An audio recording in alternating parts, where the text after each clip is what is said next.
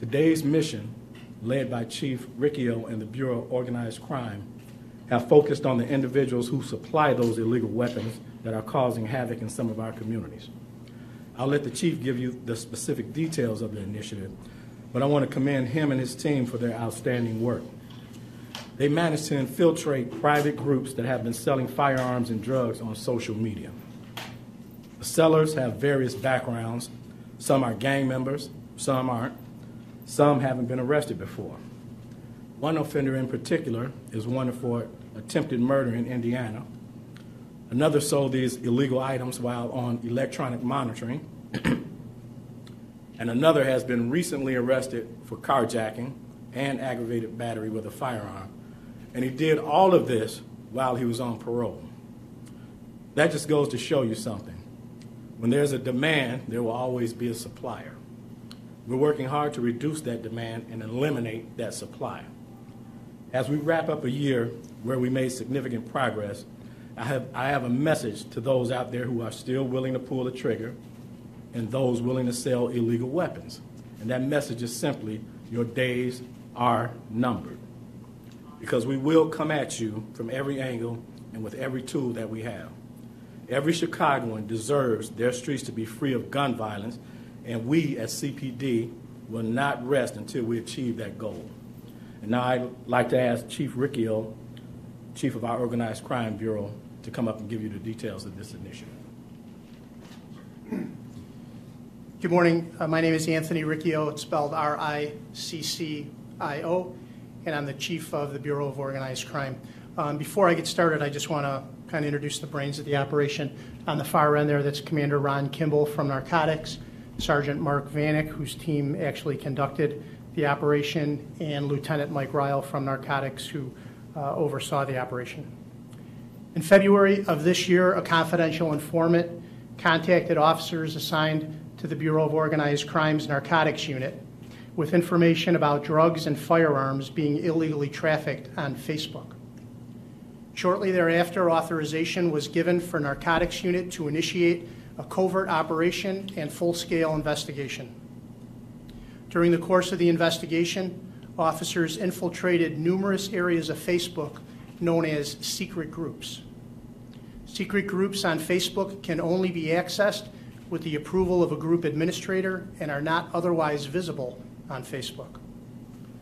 The dozens of secret groups infiltrated by narcotics officers openly trafficked in the sale of firearms and narcotics. During the 10-month investigation, more than 17 different types of illegal drugs were purchased during undercover buys with a street value of more than $46,000.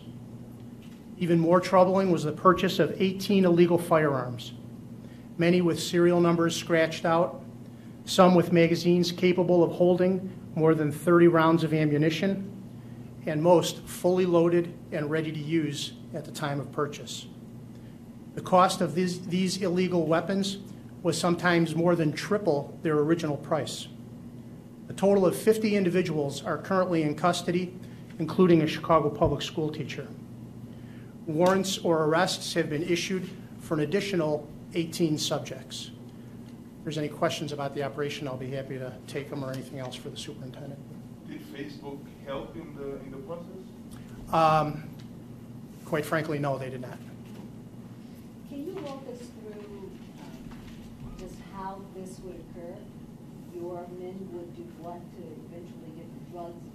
Physically afterwards, just walk? Right, and that's exactly what would happen. So once we infiltrated these secret groups, and you have to be invited into the secret group, once we were able to infiltrate them, we would see postings on there, and individuals who wanted to sell drugs would post a picture of the drugs. Individuals who were selling guns would post a picture of the gun. And we would make arrangements through communication via Facebook to meet them in various locations throughout the city, sometimes at their homes, other times public places, fast food locations, shopping centers, and the transactions would take place there. So the 18 firearms and the $46,000 in drugs, that was just what police were able to acquire through the investigation? Is there a way to discern the total size of the marketplace? Well, the size of the marketplace is considerable. There's dozens and dozens of these secret groups. a lot of them being used for illegal things, including the trafficking of the guns and the firearms.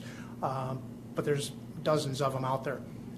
And I like have some examples, and I'll just show you. Here's one where this is an ad that was posted for the sale of cocaine.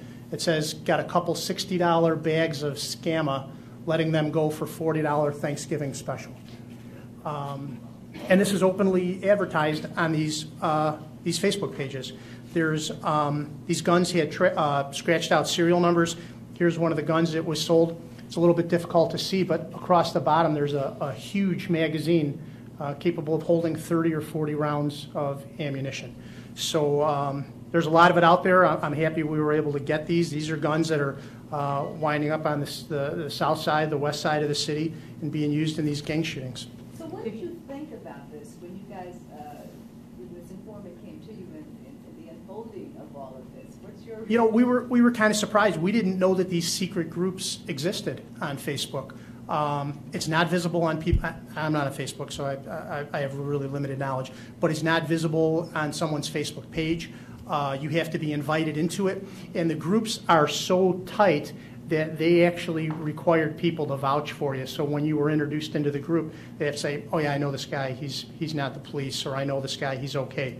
So they're very tight to protect, obviously, the industry that they're... Do you think Facebook has a responsibility to monitor these? I absolutely think Facebook has a responsibility to monitor them, yeah, for this very reason. There's other illegal activities, and I want to point out this is phase one. We're continuing. There's other illegal activities that are going on Facebook.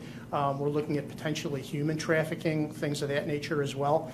So this is going to, there's a lot of tentacles that are going out for What did this. they say to you when you brought this to their attention? I'll defer that for a while. But I mean, you had... We don't get a lot of assistance.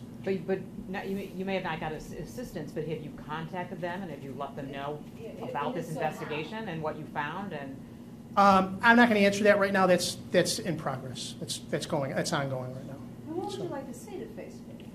Well, I think that as a company with social media, I think they have an obligation to the people of this city, quite frankly. The things that are being trafficked on their site are killing people in Chicago. So I think they have an obligation to take steps to ensure that stuff doesn't happen. Would you expect the city to do something legally? I'm sorry, can you repeat that? Would you expect the city to do something legally against Facebook regarding this situation? Possibly. I'll leave that to the attorneys, but I think that there's things that can be done, or there's certainly changes that they need to make. If any other organization was putting guns or allowing guns and drugs to be trafficked onto the streets of the city, I think we would take some action. I think the citizens expect us to take some action. And I think they have the same obligation as any other business to do Tell that. us a little bit more about the people that you have since arrested, but who were selling the drugs and the guns, ages, with So it whatever- runs the gamut. There's males, there's females. The superintendent said most of them do have a criminal background. I believe 6 of the 60 that we're looking at right now, or the 68 that we're looking at, 6 do not have criminal backgrounds. The rest do, so the overwhelming majority do. As the superintendent said, one guy is on home monitoring, and the officers actually said that as he was doing this transaction, he had to do it from his home, obviously. He kept the foot that had the bracelet on it against the side of the building so it wouldn't set off the electronic monitor that he was leaving the home. But here's a guy on electronic monitoring, and he's trafficking in drugs and firearms. Why do you think these gangs and individuals are turning to social media? Why are they using it? Well, because it's discreet. They're able to hide them. They're able to hide their activities. They feel pretty confident that it's a secret group, and the police aren't going to be able to infiltrate it to find out what's going on. So they feel that they can kind of be under the radar when they're doing this. There are many other forms of communication. Snapchat, YouTube has a secret channel, sort of, if you're not invited. Sure. Are you investigating the other avenues of communications, especially Snapchat comes to mind? In the past, Video has a thing. yeah, and in the past 18 months or so, we've really expanded our social media investigations. It's huge. It's enormous. So I can't get into any specifics, but yeah, there's nothing that we're not looking at. I'll be a little more general, but there's nothing that we're not looking at. Are there any of them who are professionals that you found? You said you found one, a teacher. Correct, yeah. Anyone else who has any other kind of profession that you remember? Mark, does that ring a bell? Any other? Nothing. There's a teacher, and are the others employed doing some something else though, or were they all just unemployed people? You know, I don't have all this Was it these specifics. drugs or weapons? The teacher was selling drugs, and in fact, at the time of his arrest at the school, he was in possession of paraphernalia, scales, things that are used to measure and distribute narcotics. Leland Elementary School. I don't know the address offhand. Do you know the address? Guys, did you mark those? What sort of impact, Chief, would help from Facebook have had on this investigation in terms of, charges and getting the information you needed to get where you are right now?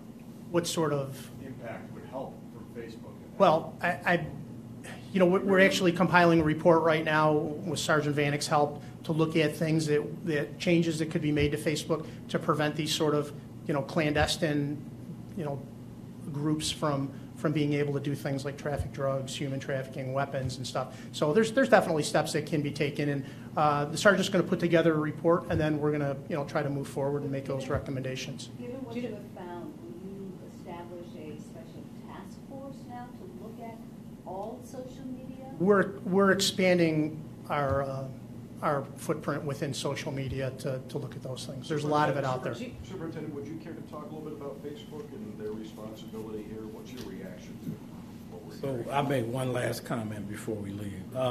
Listen, Facebook has an obligation not just to the city of Chicago, but across this country. That's $1 billion industry. Certainly they can spend a little money to ensure that these types of things don't make it happen. Here's the bottom line. The job of a criminal is to ply their trade and not get caught, right? They're going to use any vehicle they can to do that. Our job is to catch them. Facebook has a responsibility to the people that they serve to ensure that these types of things don't go on. And quite frankly, they haven't been very friendly to law enforcement to prevent these things. So maybe with you all's help, they will become that. So thank you all. Have a safe, happy holiday season. Merry Christmas.